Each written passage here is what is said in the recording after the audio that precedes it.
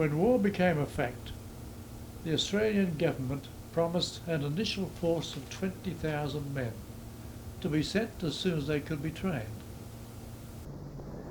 Sturt Street, South Melbourne was the recruiting office where I applied and was given a medical examination and passed fit. Also particulars were taken of any identification marks about the body, such as scars and vaccination marks, etc. I really don't think many of us stopped to analyse our reasons all that much. It seems so obviously the thing to do. What sort of things did you do in camp? There was very little to do, as a matter of fact. We were getting equipment and being set out in uniform and looking after our horses. We all had a horse, of course, and I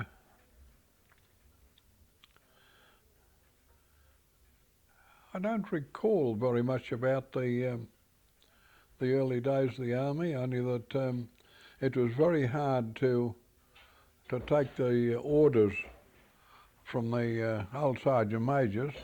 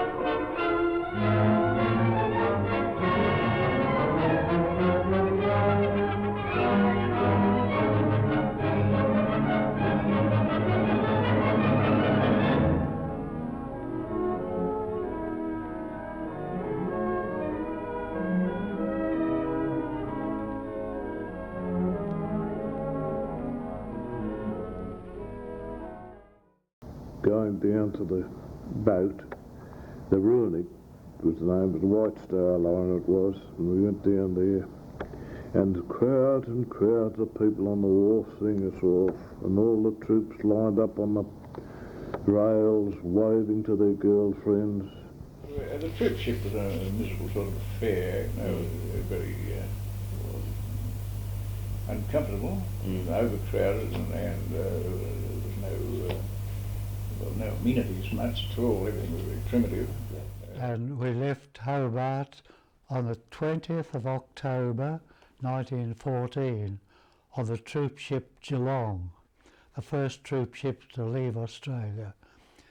We stopped in Albany and was there about 7 days waiting for the New Zealand contingent to come along.